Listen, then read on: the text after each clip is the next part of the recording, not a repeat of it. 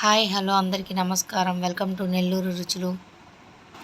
ఈరోజైతే బోటి gravy curry Nellore స్టైల్లో ఎలా చేయాలో చూపిపోతున్నాను.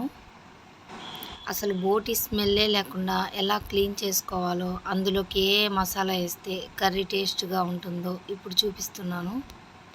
ఫస్ట్గా బోటి తీసుకున్నాం కదండి, దీన్నైతే ఇలా వీడియోలో చూపించే విధంగా క్లీన్ చేసుకోవాలి.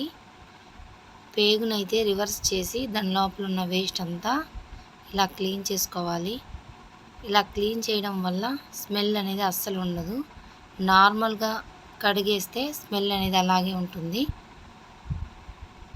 ఇట్లా మొత్తం అంతా కూడా క్లీన్ చేసి పెట్టుకోవాలి. ఇలా క్లీన్ చేసిన తర్వాత ఇవంతా వాటర్లో ఒక 15 మినిట్స్ బాయిల్ చేసి పెట్టుకోవాలి.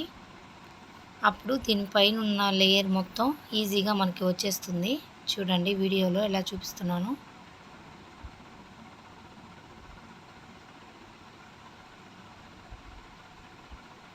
ఇప్పుడైతే 20 టైమ్స్ వరకు కడిగి ముక్కలు చేసి పెట్టుకున్నాను.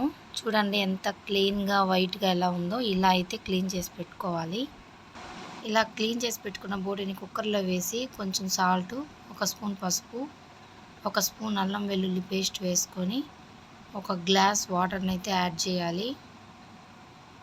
ఇలా ఒక 6 వరకు విజిల్స్ వచ్చేంత వరకు ఉడికించుకోవాలండి.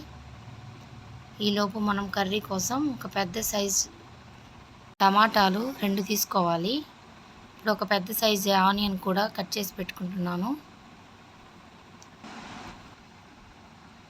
కొంచెం కొత్తిమీర కూడా కట్ చేసి పెట్టుకోవాలి.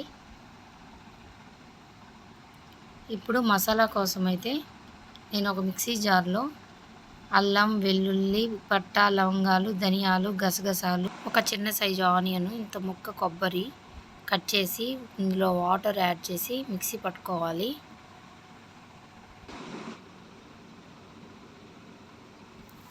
ఇప్పుడైతే కుక్కర్లో కూర మొత్తం ఉడికిపోయింది.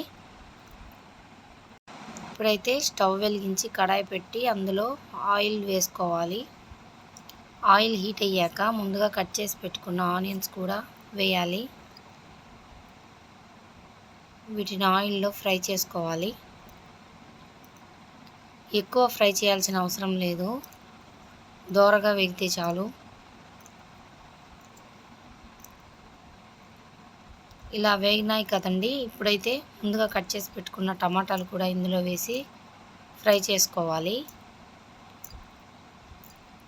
ఇందులోనే కొంచెం సాల్టు, కొంచెం పసుపు కూడా వేస్తున్నాను.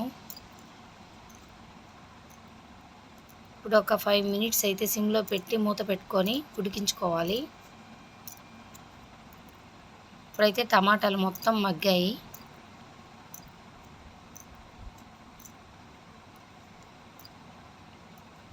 ఇందులో అయితే మనం ముందుగా ప్రిపేర్ చేసుకున్న మసాలాను అయితే వేసేసుకుందాం. మొత్తం టమాటాల్లో కలిసేలాగా కలపాలి. అడుగు అనేది అంటకుండా కలుపుతూ ఫ్రై చేసుకోవాలి. ఇందులోనే టేస్ట్కి తగిన కారం కూడా వేస్తున్నాను. 1 స్పూన్ ధనియాల పొడి వేసి మొత్తం ఒకసారి కలపాలి. ఇప్పుడైతే సిమ్లో పెట్టి ఒక 5 మినిట్స్ అయితే మూత పెట్టాలి. ఇప్పుడైతే పచ్చివాసన మొత్తం ఆ మసాలా నుంచి పోతుంది. ఆయిల్ మొత్తం ఆ మసాలా నుంచి బయటకు వచ్చేంత వరకు ఫ్రై చేసుకోవాలి. ఇలా ఫ్రై చేసుకున్న తర్వాత ఆయిల్ అనేది పైకి వచ్చినప్పుడు అయితే ముందుగా ఉడికించి పెట్టుకున్న బోటీని అయితే ఇందులో వేసుకుందాం. బోటీ ఉడికించిన వాటర్ కూడా ఉంటుంది, అది కూడా ఇందులో పోసేయాలి. ఇప్పుడైతే అంతా ఒకసారి కలుపుకుందాం. ఇలా ఉడుకుతూ ఉన్నప్పుడు ఒక 10 మినిట్స్ అయితే మూత పెట్టి ఆ మసాలాలంతా ఈ బోటీకి పట్టేటట్టు ఉడికించుకోవాలి. లాస్ట్గా 1 స్పూన్ గరం మసాలా అయితే ఇందులో వేయాలండి. ఇప్పుడంతా కూడా ఒకసారి కలిపి మూత అయితే పెట్టేసుకోవాలి. ఒక 10 మినిట్స్ అయితే సిమ్లో పెట్టి ఈ బోటీని ఉడికించుకుంటే బోటీ కర్రీ అయితే రెడీ అయిపోతుంది.